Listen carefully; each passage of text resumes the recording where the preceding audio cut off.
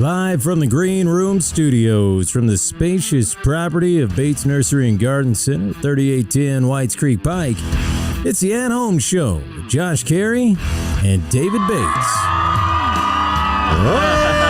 Oh, yeah. Everybody knows what that music means. It's now time to climb a tree, a deciduous tree today.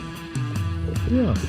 Don your loincloth and survey the backyard, because you got to find something to do out there in that yard today, don't you, David Bates? Yeah, I don't think there should be any problem about that. Okay. It's going to be, a pretty nice summertime day. We have had some moisture around, so we're grateful for that, and we hope to be able to get some more here. And let's just talk about that weather. Why don't we? On the subject. And today, of course, is Saturday, the 6th of August. We're nearly a week into the month already. 89 degrees for the high temperatures today. Scattered thunderstorms. Right now, it looks like if those occur, will be in the afternoon hours. That's a theme for the next several days, as you'll see. On Sunday, there's a slight chance, a little bit more of a chance on Monday.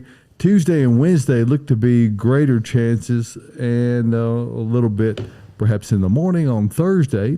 And if the forecast a week out means anything, it looks like partly cloudy conditions and seasonably mild temperatures. But it's looking good today. We're currently at 78 degrees here in the Music City, and we've not seeing anything on the. Actually, it's up to 81 now. We've already warmed up a little bit. I'm not seeing the only activity out here on the radar is well out to the north and east currently. But you know how these things are, Josh. They just seem to come up out of anywhere. The folks who don't need the rain most are getting it over in eastern Kentucky. It's just they cannot get a break right now. So that's a really bad situation for them. Again, 81 degrees here, and it looks like it's going to be a really pleasant day here in the Music City. Very good, very good. Yeah, we had a friend over from Oneida, and they said that it had rained 21 days in a row, which is almost to, it's upper East Tennessee, as it were.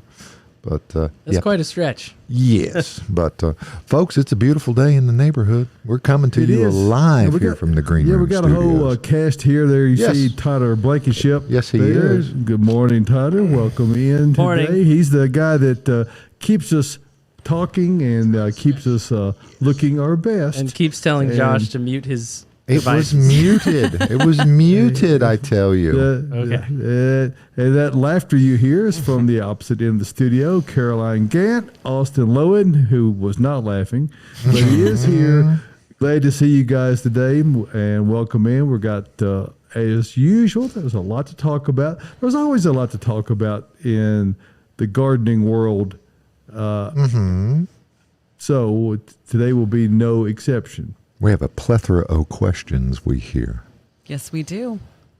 Are we ready for them? A pleth? Is it time? Yes. All right. Question number 1. Why are my figs not maturing? I know mine aren't ready yet. I'm getting a few. Just a few. I know. It's early. We got to be patient. It's like the tomato question from a few weeks ago. Why are my tomatoes green? Why? Because they're green. That's why.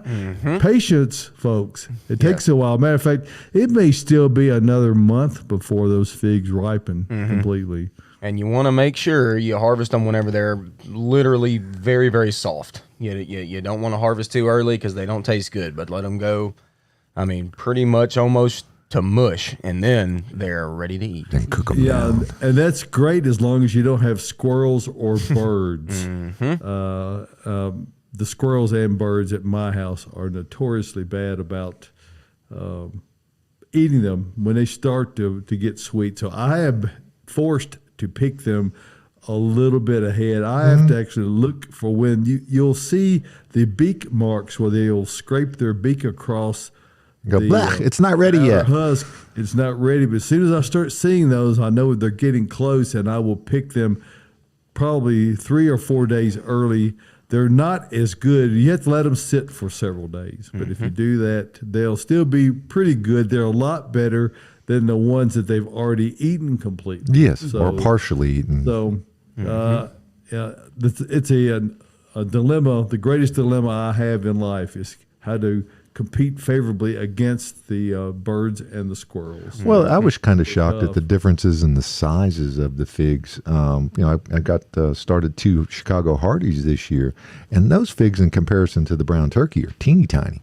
I mean, is that across the board with more figs? Because It's probably an environmental factor. This year we got so dry and so hot so early, so it's probably just not enough water to fill them up. Might keep them a little bit smaller. So that's kind of just year to year on that.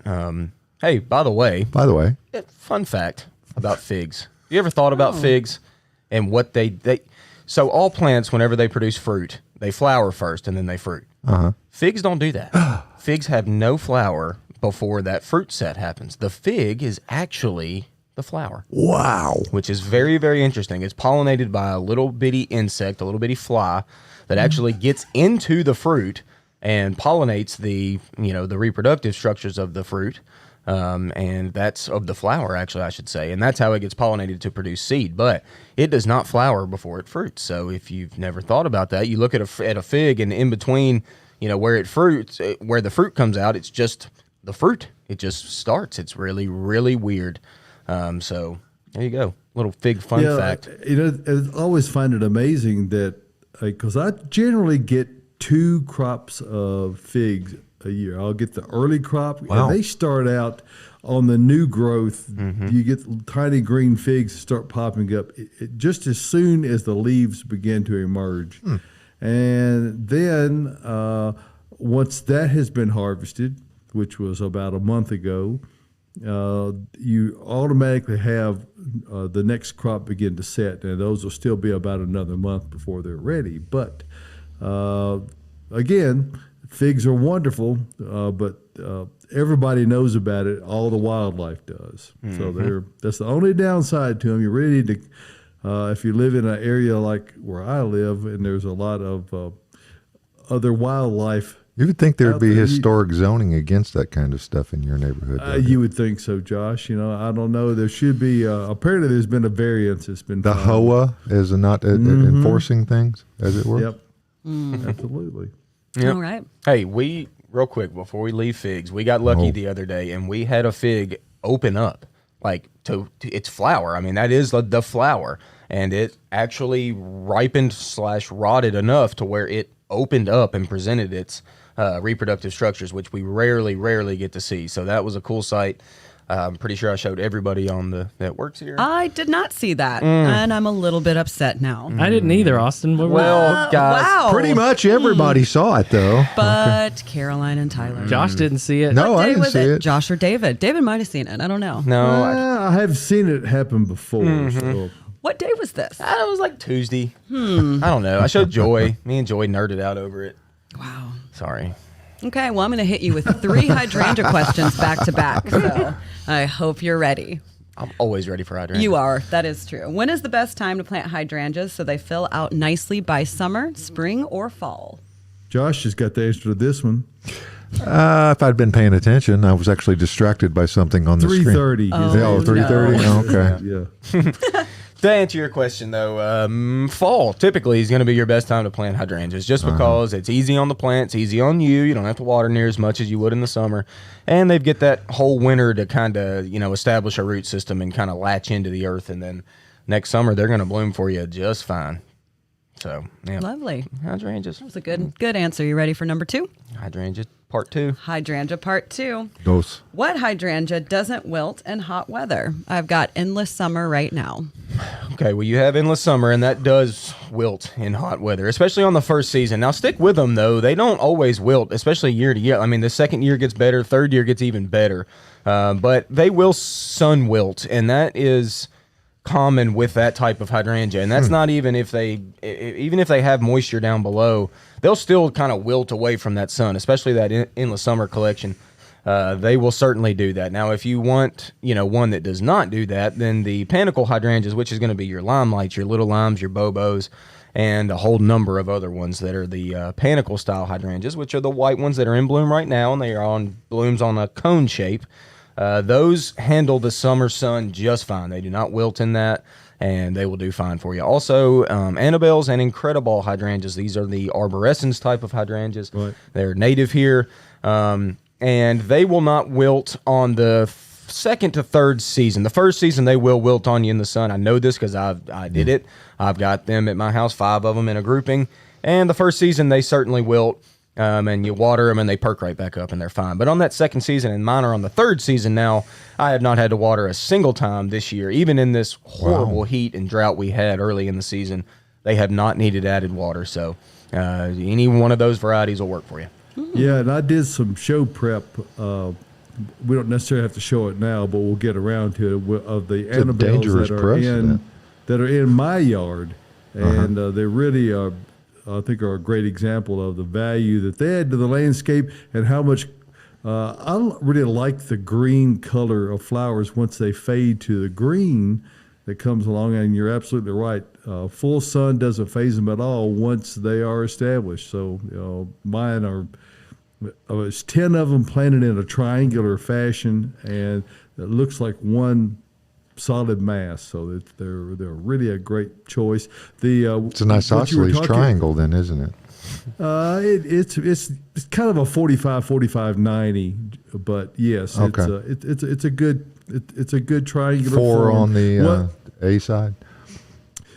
Back to what Austin was talking about with regard to the wilting on the garden hydrangeas is what's called turgor pressure, and as he mentioned, the soil can be completely saturated. They can still wilt in the heat because they simply cannot. They transpire the heat of the vapor out of the foliage faster than they can bring it up. So, consequently, that's what happens. Hey, and let's talk about how you plant hydrangeas. And David did it right, and I think I did it right, and that is putting them in groupings is so much better than just one singular shrub. They just don't do it for you whenever you just have one. So if you have a larger area and you want to do hydrangea, let's put them a little bit closer than you think you could. Most people, when I tell them I put my Incredible hydrangeas like 2 feet apart from each other, no joke, like that close. They fill in together really, really nicely. So put them in a grouping in a nice triangle or whatever you got to do. Just get them in mass, a big, long stretch or whatever. Put them all together because they look so much better that way. Lovely. Yep. I planted my limelights real close together. It got a little bit wild. But it looks good, right? Full, tight. I dug them up and transplanted them. And now they've got more space. All right. Third hydrangea question. You know what? We actually have 4 hydrangea questions. So we're going to throw in a bonus at the end. Okay. And I hope you're ready. You're doing great so far. We're halfway through. What is the most reliable hydrangea, preferably in blue or purple colors, to plant in the Nashville area? All right. Good question. Okay. Like there's literally probably 100 different varieties of that type of hydrangea now. So, and they're only improving. Do you know them all? Most of them. Okay. But probably not all. They come out with new ones all the time. It's hard to even keep up. But there is certainly a number of tried and true varieties that are going to work for you in your garden. The Endless Summer collection is probably the most popular still. And those always come in a blue pot that say Endless Summer on them. And there's the original, which is still probably one of the best sellers. Does a very good job for you. The key on them is to get them in the right place. That's really crucial with that type of hydrangea. There's some old school varieties. There's one called Big Daddy that's a real big old blooming thing. Big old leaves. They look really good. What's another one? David, what's an old one? Nico Blue. Nico Blue is the tried and true favorite that everyone did the pH experiment with and used aluminum sulfate on there to lower the pH. And to get different color on it. And there's 2 components actually to the changing of color on those varieties that are capable of doing that. Is 1 is lowering the pH, and 2 is the addition of aluminum, and that will give you, the more aluminum you have at the lower pH will give you a decidedly more purple looking flower as opposed to just the blue. So the old beer I've seen cans experiments where people put the whole range of of different amounts of sulfur and aluminum in the soil. So the aluminum sulfate will give you both of those, and it's a nice little fun home project to do. Mm-hmm. And what David's referring to is that if you don't lower pH and you have a high pH in your soil, your blooms are going to be pink. Okay, so if you do really want blue, we have to make sure that pH is adjusted, and the lower pH in that 5.5 to 6.5 range is going to be kind of where you want to be to get a nice blue color. If you want pink, though, we can raise that pH or simply just plant them, because typically our pH is a little bit higher than 7 here. So they'll most of the time, a lot of times end up pink. But now, is that all only on the old school varieties or everything? that's only on the macrophylla. Okay. Well, I say that. Also, serratas. Serratas are a different species of hydrangea altogether. That's what we term as like the lace cap bloomers. They're a very hardy variety, but they're not near as showy. They don't have the really round, tight blooms that most people want. They're a different look, but they also will change color based on the pH of your soil. So, what would that stargazer that I have be considered? That's a new one. I think it was introduced last year or the year before, but it's absolutely stunning this year. yeah, was that I'm trying to remember if was that a Monrovia intro? Or Yes. it was, yeah. Yes. Okay, I think that's a macrophylla. Do you remember what did the blooms look like, Josh? Are they They're pretty tight? literally a star shaped, but they're it's a big mass of them. But it's I've got it still in a container. Okay. I mean in a big container, but it's been blooming for weeks and weeks now. Yeah. So I mean, and it's starting to move down a little bit, but it's kind of whitish with a pinkish center to them. It's just gorgeous. Well, good. Macrophylla. Probably macrophylla, which translates to big leaf. Okay. Big leaf hydrangea. Macrophylla. You do know everything Macro about means hydrangeas. big, Josh. I love hydrangeas. Phylla means leaf. Mm-hmm. There'll be a test later on. Microphylla. Yes. Macro. Macro. Now there is a microphylla, which refers to a specific That's a small boxwood. leaf. It's a small leaf, and there's a small leaf boxwood, which is microphylla. Mm-hmm. So there you have it. Now, I do have one question pertaining to that. Okay. That question that I presented to you just now. Okay. You said you need to plant it in the right spot. Mm-hmm. Where would that spot be? Preferably not in like a blazing sun afternoon environment, or up against like a brick wall. Anywhere where there's where it's like really dry. We don't really want that. Hence the name hydrangea. Hydra, water. They are kind of water loving. Now I don't want you to put them in a wet spot or anything where it just stays wet all the time. But a nice morning sun environment. Up until 11, 12 o'clock, and then some break in the afternoon, or say an area like a woodland environment where you get sun through the trees almost all day long. That's an excellent environment for them. But like I said, just avoid a hot spot. Okay, that's what we want to try to avoid, because you will see wilting. You really will, and the blooms will not last as long if they're in a blazing sun. They'll go brown a lot quicker. Perfect. So All there right. you go, Caroline. Well, thank you for that. Alrighty. So to our final hydrangea question. Stop peeking over at the questions. Quit it. Oh. It's got to be a surprise. Stay on your own paper. That's Is right. he cheating? He's cheating. He's looking on my my I'm not test looking at paper. answers. I'm looking at questions. Yeah, but then you're going to know it ahead of time, and that's cheating. How and when do you add coffee to the soil of hydrangeas to make the soil more acidic? Okay. Here we go. Let's see I mean, what you I got. don't see really why you couldn't do this at any time of the year. I mean, plants are, when they're actively growing, is whenever they're actively using stuff. So that, the nutrient down below and the to lower the pH with some coffee grounds is always good. But coffee grounds are an organic, kind of product. So I don't really see any reason why you couldn't add it at any time of the year. So, I mean, And I will say, from my perspective, coffee grounds that have been used are almost neutral. Matter of fact, they're only slightly acidic, maybe 6.8. 6.8, 7 is neutral, so they're only slightly acidic.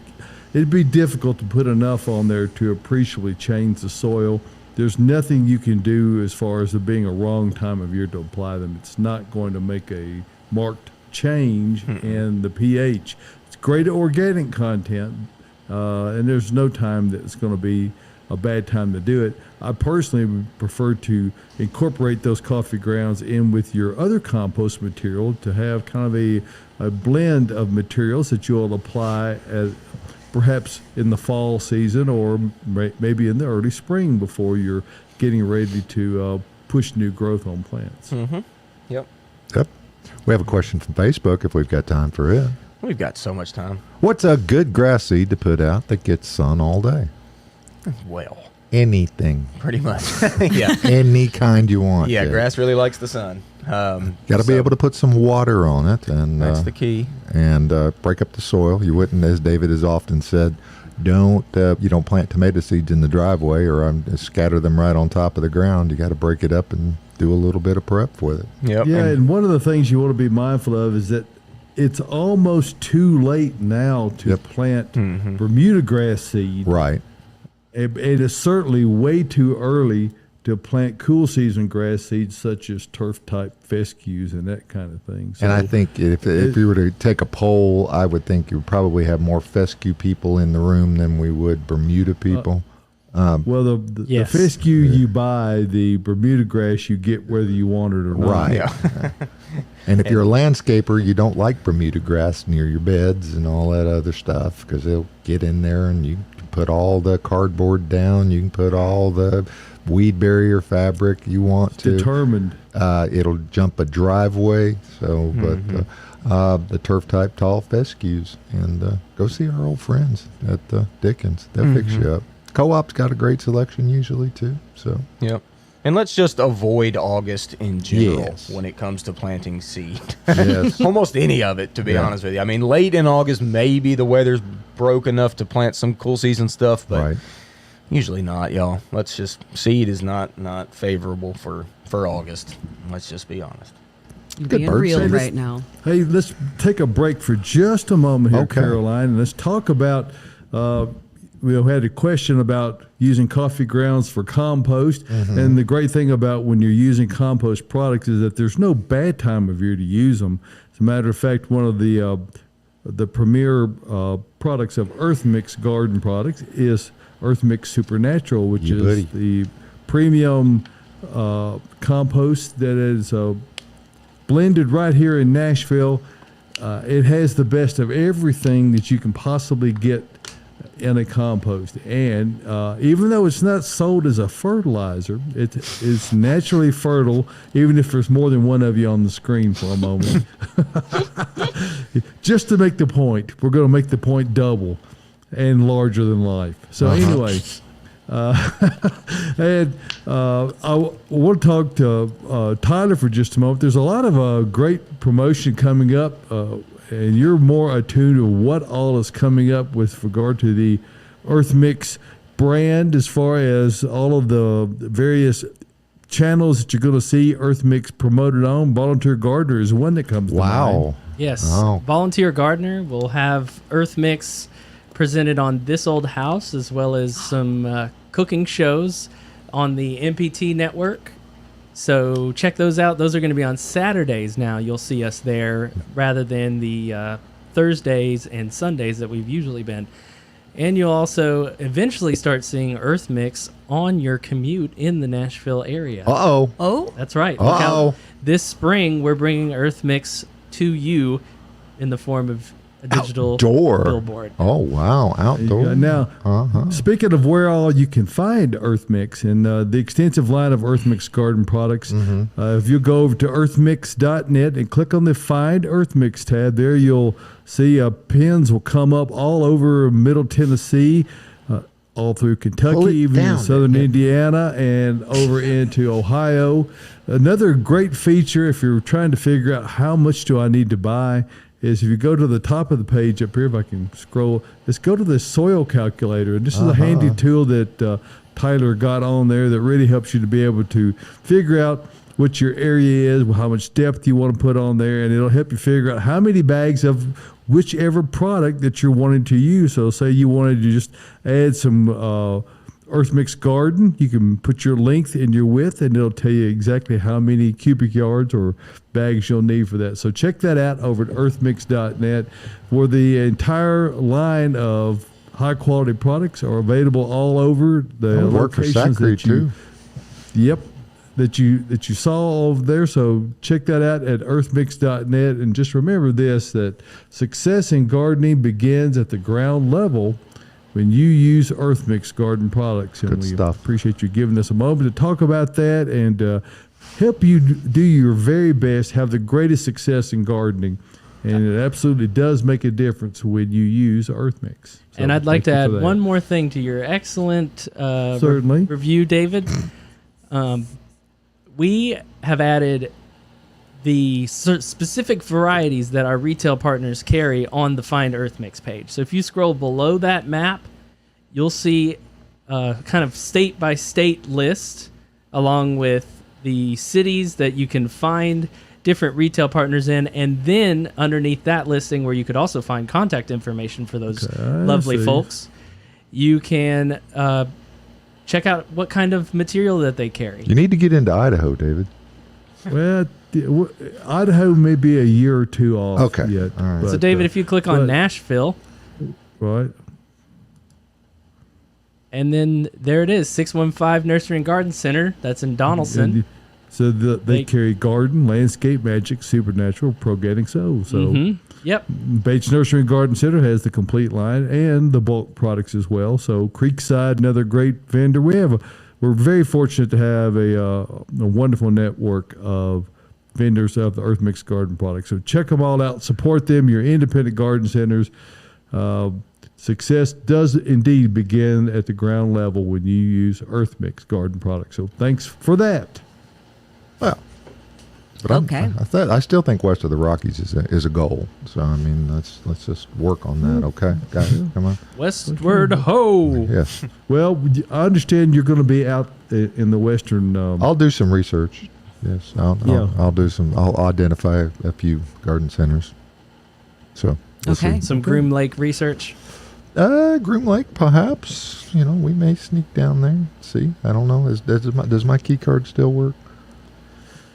I'm not sure about that, Josh. Well, Hard times, huh? I think the one at Cumulus will still work for you. I've still got the one it. thing we haven't talked about, Josh, and was that there was a structure from our past that went away this week. Yes. And, Yes. I don't know if did you send that photograph to? I did send that to Tyler, and Yes. And because Josh and I did radio together for about 25 years before we started doing the Facebook Live, YouTube broadcast with our cast that we have here today. For a lot of years, it was just Josh and me, and but we got the opportunity to be at a variety of places as the nature of broadcasting is. There was a little white building out on the front lawn of the Opryland Hotel, right there on McGavick Pike, that where our career in broadcasting where we began actually together. met. Actually, and Exactly, that is where we met, and where a great many things like Daryl and Carlo had a 4th of July cookout, I believe, one time, and all manner of things. Anyway, that Corey structure Berry went- used to run around. I mean, he in rabbit Yep. suits and ride the escalators and the baggage claims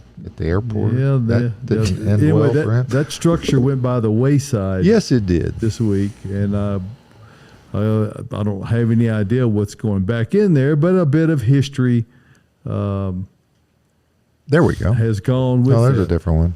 But we're getting some pictures, and we'll have it up here in a minute. But yeah, there was the blue room of the White House, or affectionately known as the Little House on the Prairie. It is actually a prairie now, but There's some nice Nellie Stevens hollies there, by the way. I don't know if they'll let you just go dig them up or not. prettiest but, ginkgo you ever want to see. I mean, Yeah. that right out in front that would have leaves on it when we started the show, and we'd come back out and it would be littered with little yellow parasails. And there was that strange cardinal that was always fighting itself in the reflection of the window. Yes. It didn't just pick on us. It picked on Daryl Ann Carlo and Phil Valentine and Darren McFarland and Willie, George Plaster, Steve Gill. Steve Gill. All the many that have gone through there. So anyway, that one is gone but not forgotten. The little White House on the front lawn. Do you remember my favorite moment in that building, David? Was they had at the convention, center at the hotel, there was a Wizard of Oz convention. That was we were that was really a special time, and because we got to do interviews with some really interesting folks. Yes. Now, in this particular case, one of the sales team, I believe it was Deanna Janko, actually, that brought That sounds right. Jerry Marin and his wife. Now, Jerry Marin is iconically known as the Lollipop Kid, folks, from The Wizard of Oz. He is the one in the middle when they talk about in the Lilliput land or whatever it was called. He was also very much involved with the Oscar Mayer Wienermobile. We heard all about it. And We did indeed. It was an interesting day. We did have some rather fascinating guests on, but they were certainly the pinnacle, even though they were the most petite of guests. It happened to be on April 6th. I believe it was 2000 that was done, That sounds about right. and happened to be my youngest daughter's birthday, and the Lollipop Kid sang "Happy Birthday" to Aaron. Wow. Oh yeah. So, and he was the sweetest, nicest man we ran into. G. Gordon Liddy too. So he was almost as tall. And G. Gordon, he was almost as tall as G. Gordon.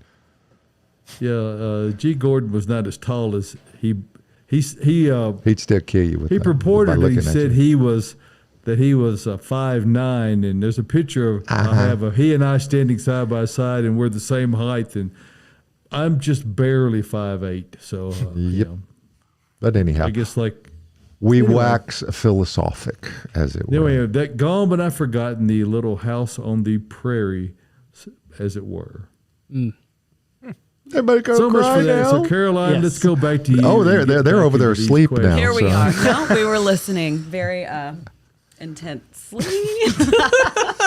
All right, next question. Do y'all have fun making videos? I'm going to say yes, we do. And I have a blooper reel now that's probably about 20 minutes long. Oh, Maybe one day we'll We show do. it. We get in here every Thursday, me, Tyler, and Caroline, and we do these videos. And y'all, you got to know, we've got 15 seconds to answer these videos. That's all we got. And some of these are a little bit tricky to answer in 15 seconds. So the bloopers are certainly there, and they happen every week. Our frustration yeah, and our hysteria is marked in these. Austin's got some great ones, although we really won't broadcast Yeah, we can't those on show the some air of them. because he's got an F-bomb reel. Yeah, we'll make a special one of Never. those. artillery I've reel. never as it were. used that word. Never in your life. Mama, if you're watching, I'm so sorry. I don't curse, and you know I don't. It's Tyler. It's not Austin. I'm my biggest critic. You got to get it out there and say it, and sometimes you mess up, and then words follow. Actually, Austin, I believe that's Kevin that said all the expletives, not Oh, Ross. yeah. True. It's That's true. It was That's Kev. rough. But yeah, Yeah, we watching know. your face when you mess something up is priceless. Yes, it is. But yes, we have a lot of fun answering those questions. We'll put together a clean reel one day and maybe show it on the that show. can't happen. Now that you nothing said it clean. can't, It it's going absolutely to. can, Austin. It'll I'll be get, We have you, a lot. I'll get you recording filler words Okay. like butterflies. Okay, on to our next question. How to treat an infected rose bush. Lots of little holes in the leaves. All right, the old rose. Okay, if you have roses, get ready for holes in leaves. It's going to happen. It's mainly from a common name, what we call rose slugs. They're on the back sides of the leaves. They're small little worms, kind of greenish, almost kind of clear. They're pretty small, so you don't usually see them, but those are the things that are causing the holes. So if you want to really, get rid of them or pre-treat for them, we need to get an insecticide. And there's multiple insecticides that we sell here that you can use to get rid of them and also to prevent them. Preventing is a little bit trickier than getting rid of them. You kind of have to start. The thing about preventing is you have to start before you ever really see damage. So, even when your rose bush is clean, you want to get it sprayed, and that would help, preventing. But if you have the issue, you can get rid of it. And the holes in the leaves, though, unfortunately, you will not change anything in that department by just spraying. The holes are the holes. They're not going to fill back in. So sometimes No rose just pruning. caulk? No. No spackle? No. Doesn't exist yet. Okay. I wish I there really was had something. to think about that one. Okay. Yeah. But yeah, so if you have holes, sometimes pruning, y'all, is the best bet. Just go ahead and, roses are pretty vigorous plants, so you can prune them mid-season, even 2 or 3 different times you can prune them mid-season, and they'll reflush with clean leaves. So sometimes if there's a ton of holes in the leaves, just prune them back and get a reflush out of them, and that'll make them look a lot cleaner. So, roses are roses. We love them and we hate them. It's a love-hate for sure. I'm more on the hate side now. This year I've been on the hate side. God, roses are rough They're this skanky, year. yeah. They are Yeah. not good this year. Yeah. Even knockout roses this year, which are typically the easiest. Right. Even Mine have them not haven't been. been great this year. It's just year to year. It's different with roses. Typically your best flush though typically is in the fall. You get a good flush in the spring, don't get me wrong. And then through the summer they're just kind of ugh. And then fall comes around and they'll have a new flush and they'll have new blooms. And the blooms stay longer in the fall because of the cool weather. You think about like a florist situation, like whenever they cut flowers, they put them in really cold temperatures. The flowers stay more pristine whenever you do that. So in the fall, once we get a flush, usually your roses look the best. So stick with them if you want, but they're going to come with some issues, so get ready. I killed one this year on purpose. It was time for her to go. Premeditated rose murder. I chopped It was. her all the way down, and nothing has come back. And I don't think it will. I hope not. Okay, on to our next question. When do fall veggies arrive? Fall veg. Ooh. Won't be long, people. Won't be long. Into August, into September is when we start bringing those things in. Yeah. We're at the beginning part of August. It won't be long now. We don't have a ton of trucks in August coming in. We just don't, it's hot, y'all. We don't bring a lot of stuff in August. Now, we stay stocked. Don't get me wrong. You can always come out here and pretty much find what you need. But fall veg is not in yet. But I know when it arrives, Tyler will be taking pics, sending it out over the Instagram and the interweb. Inner web. People will see Instaface. it. All over. So Technical term. just keep an eye out for that because I know Tyler will be posting because everybody's ready for some veg. Well, the one thing we do bring a lot in this time of year and throughout the summer are perennials. And there are so multiple many. trucks per week.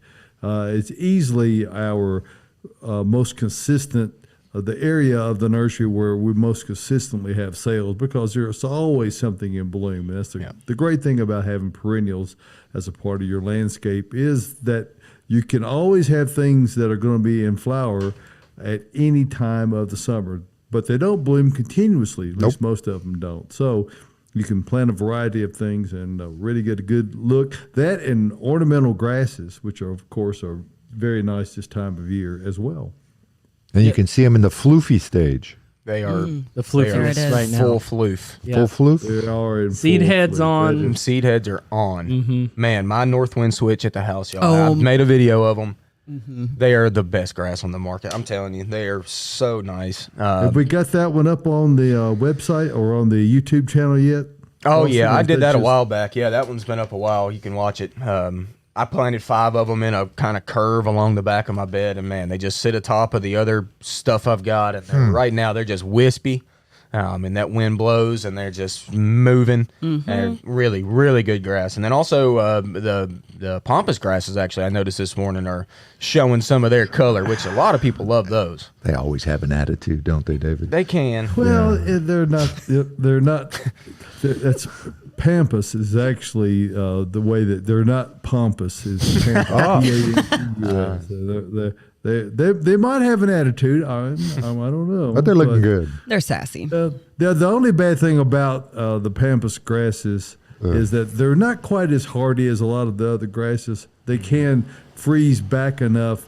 Some years where they freeze out completely. Others where they simply don't produce enough vegetative growth to really set bloom and flower reliably. So they're a little bit on the hit and miss side. But all the switch grasses and all the other, there's just really a great selection of different grasses on the market now for any landscape need. And the muley grass, which is, and I'm going to take some pictures of.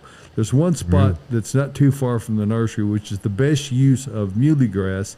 If you plant fewer, I would say, than 30, you're missing the point. Yep. They are an en masse kind of a grass. 1 or 2 of them is just don't even do it. Are they Just popular waste of in time. Colombia? For the Muley Day parade, Oh, the Muley that hurts. Grass Day parade is in June, I think. So I don't think so. It's a little out of sync. Yeah. Okay, Dad. we just got a live question on our Instagram Yeehaw. I mean, page, they've so been here we dead to this go. point. What? They've been dead to this point. Oh, now my. we get a live Yeah, one? and now it's live. They've all been dead Okay. questions, but this one is quite alive. All right. We have a Coosa dogwood in our backyard, and last year we had these big red berries on it that looked like strawberries and just loved it. The tree is fine and growing great, but we are just wondering why we didn't have that strawberry-like fruit on it this year. Well, I guess a simple answer to this is that every year is different here, and pollination occurs.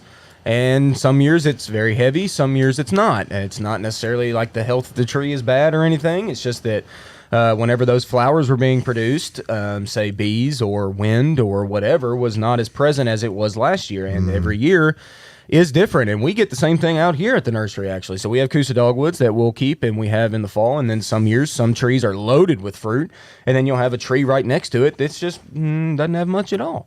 So it's just tree to tree. It's year to year. It's nature. And that's a part of it. So stick with it. If your tree is healthy, let it be. And every year is going to be different. And you also, whenever those fruit get ready, you ought to try to eat one of them. They're kind of good. One of our best employees out here, Pedro, has been here forever, over 20 years now. He loves the Coosa dogwood fruit. And whenever it comes on, he's picking them and he's eating them. Oh. So y'all give it a try. Well, 2021. I think that's a yeah. particularly good segue Yeah. at this point to talk about Bates Nursery and Garden Center and talking about trees because we've got a big sale going on right Big now one. for Bates Goody. Rewards members. 25% off all trees. That's right. There's a lot of great things we have in our selection, and you might be thinking, well, this is not the time of year when you plant trees. Well, back in the day when they were only grown in the ground, where they were all field grown type items, that was true. But most of the trees that we sell now are container grown trees. And what that means is, like your other container plants, you don't cut any roots when you transplant them. So there's no shock. It's just a matter of keeping them watered. And with the additional rains we're getting right now, it helps a lot to just get them right on in the ground.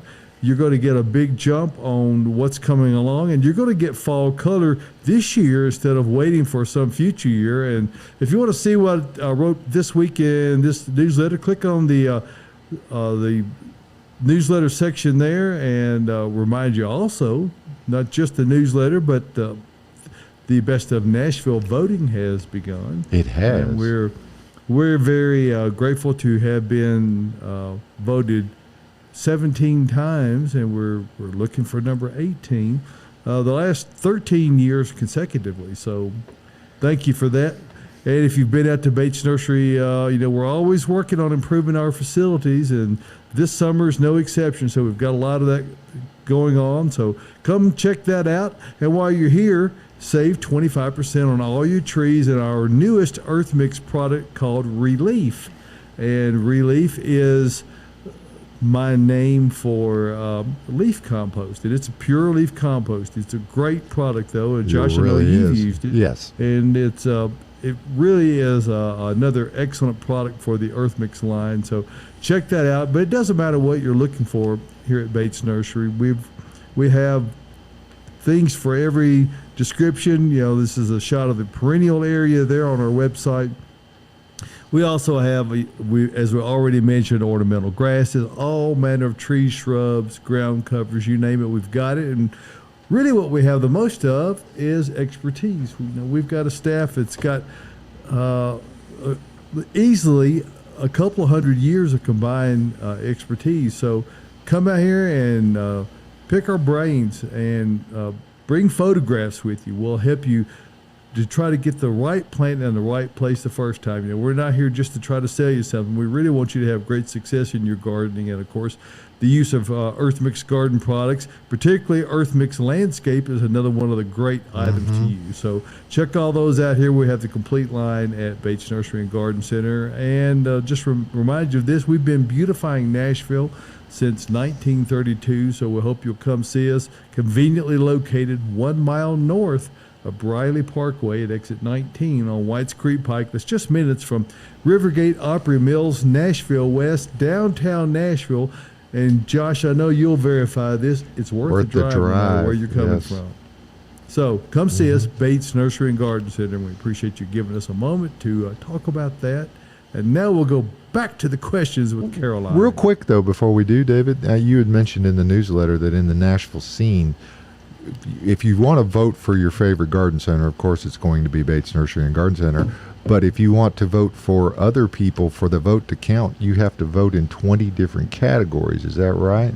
That's true. Yeah. And another category we'd like for you to vote in is for your best blog. Yes. And that's the newsletter I write every week. We have finished second each of the last 2 years, and there have been 2 different first place.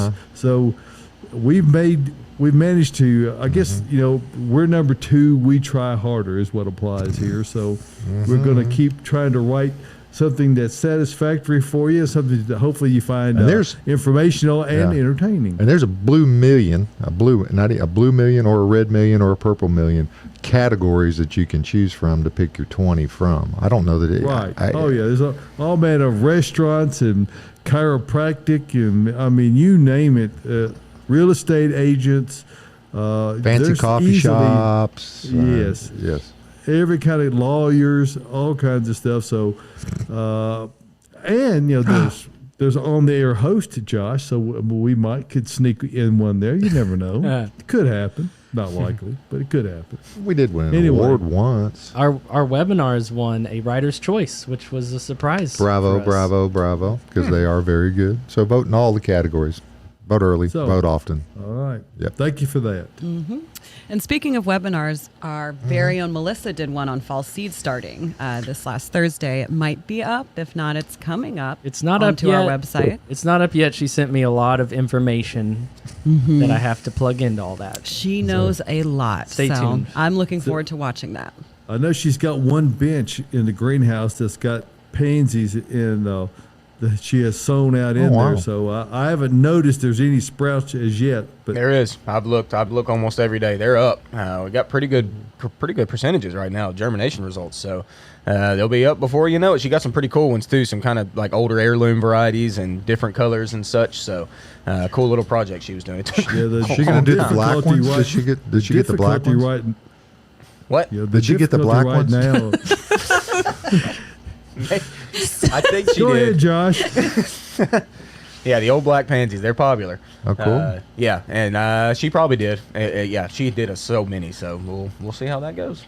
Yeah, the difficulty right now on those is, of course, it's still rather warm, and they're very much cool season plants. So it's no small feat, and likely, and I'm not going to say for sure, but likely she'll need to use some sort of growth regulator on those, and those are commonly used by most of the growers, particularly if you want to get them ready early, you have to start the seed early when the temperatures are quite warm, and it makes them decidedly likely to jump and get spindly, and the growth regulators do help to keep them shorter.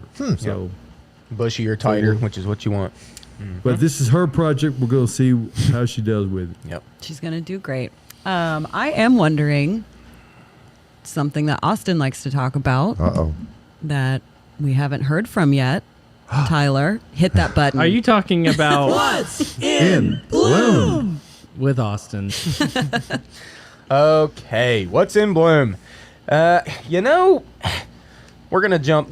There's not a lot of trees and shrubs that are just really in bloom right now. Besides the ones I've talked about for the past couple weeks, which are still blooming. Crepe myrtles, mimosas, and rose of Sharon. All of those are still blooming and looking good. Crepe myrtle's been a really nice year for them so far. And then also your summertime classics, your hydrangeas, which we've had multiple questions about today, which is a very hot topic. Those are full show. I've passed a tree form hydrangea this morning that was stunning. Absolutely stunning. So good plant to grow. We have a number of those at the nursery at the moment. But what David mentioned earlier, which is our perennial department, and the perennials are really showing off right now. So there's a number of them that are going, specifically some of the what I would call weedier ones. I mean, certainly still worth growing, but let's all be honest. Perennials, especially native perennials, are weeds more or less. They grow in the woods or, grow out in fields or whatever. And we take those because we like what we see, and we can hybridize and make better ones. We can make taller ones. We can make shorter ones. So they're all native, kind of weeds around here. But we can, like I said, hybridize and make them better. So we've got things like Joe Pye weed, which is on the roadsides. We've got ironweed that blooms a really beautiful purple color. You've probably seen those.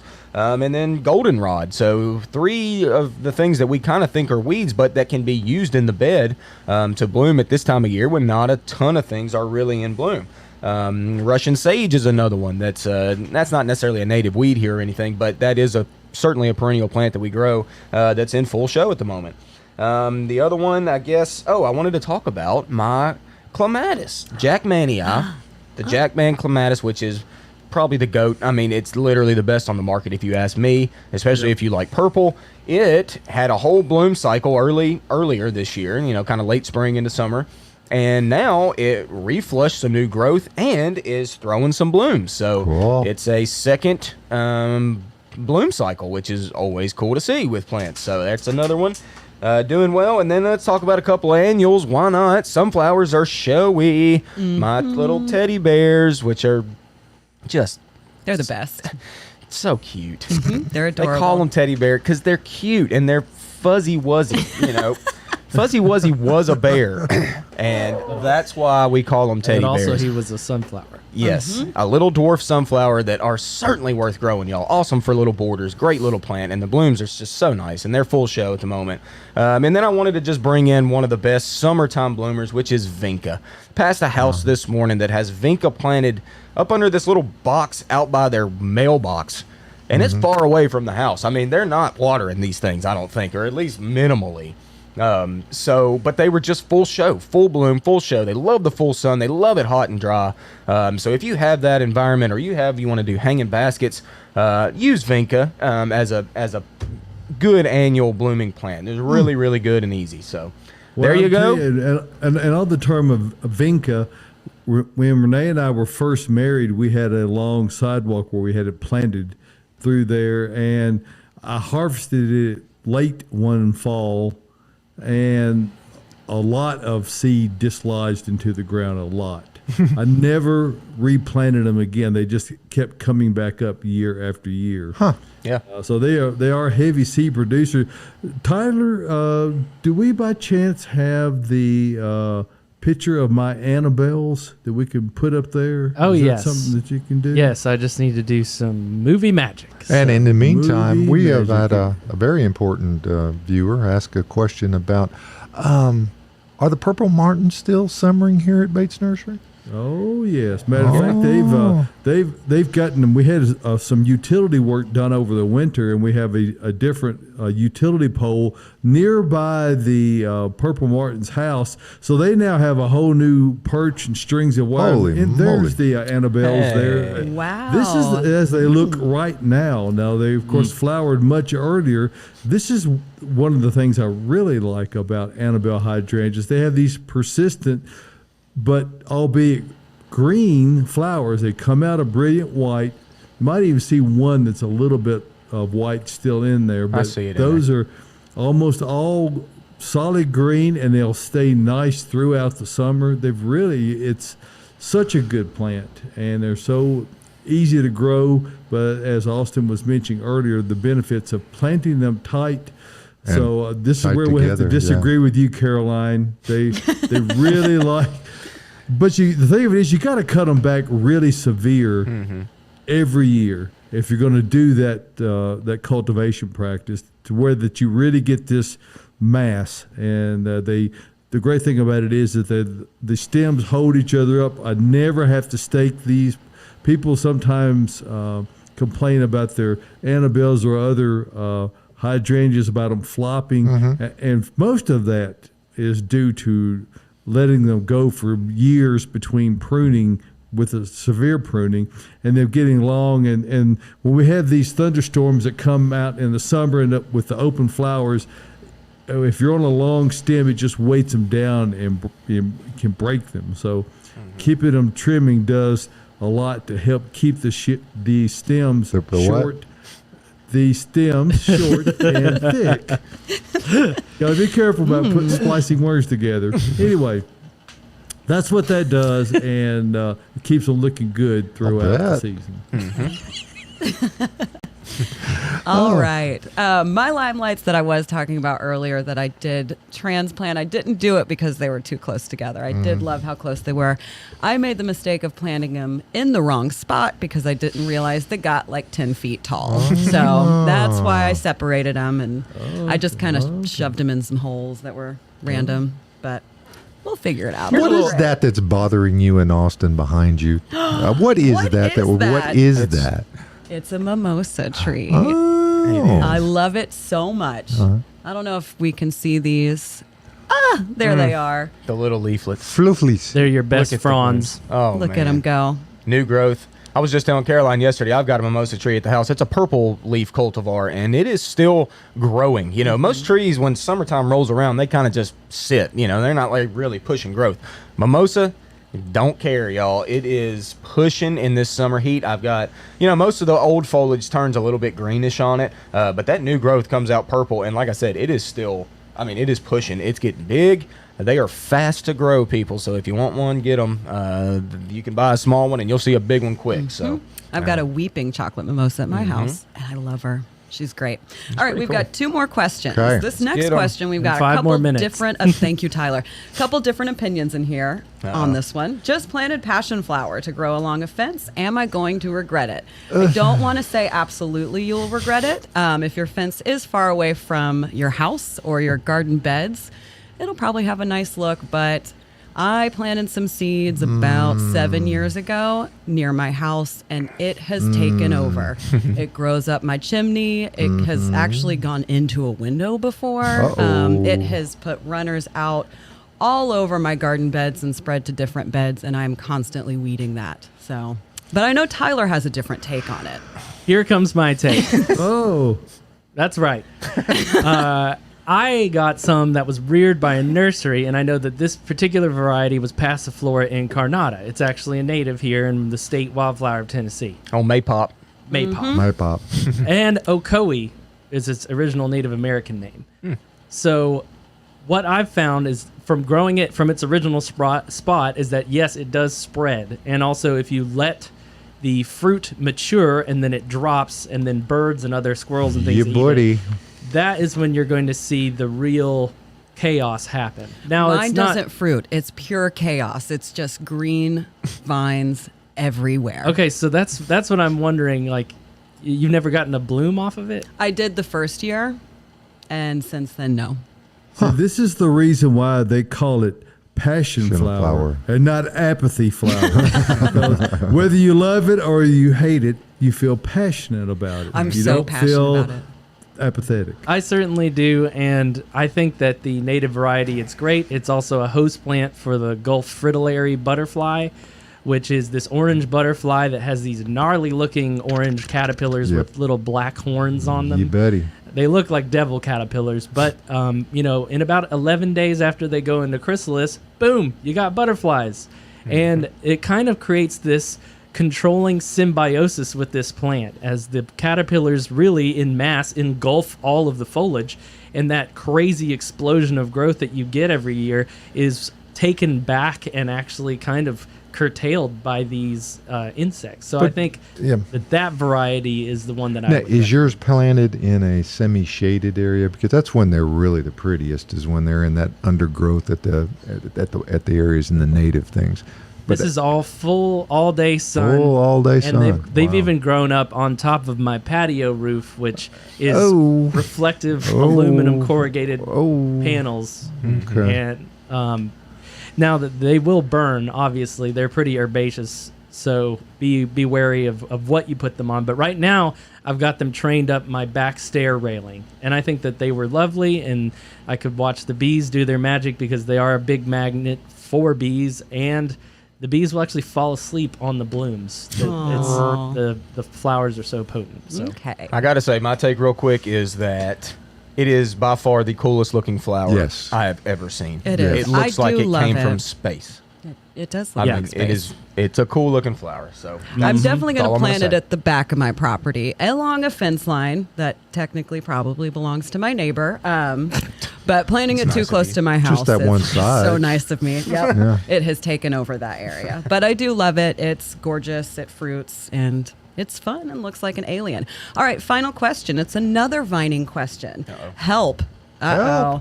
A trumpet vine is taking over and killing my shrubs. How do I get rid of it? pull it up out of the ground. Yep. Yeah.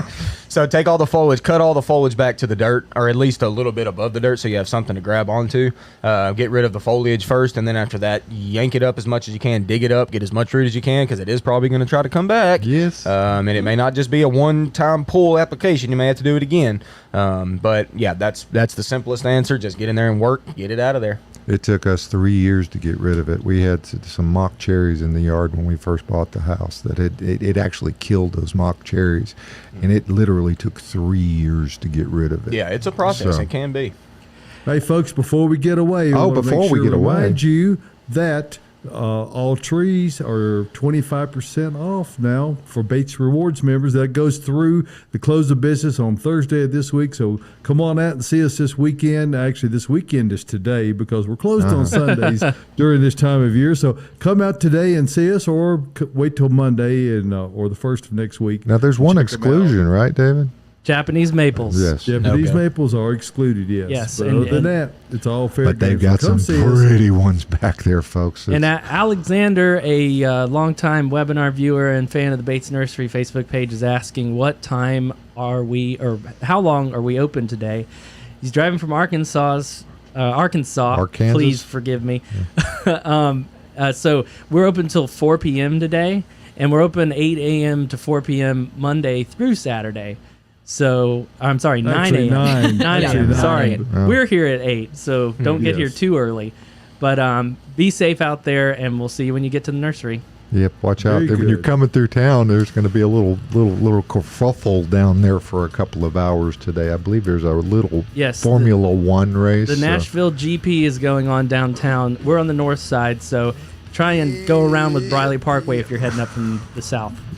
from Arkansas. I He's think probably that's coming it, straight guys. 40. So, all right.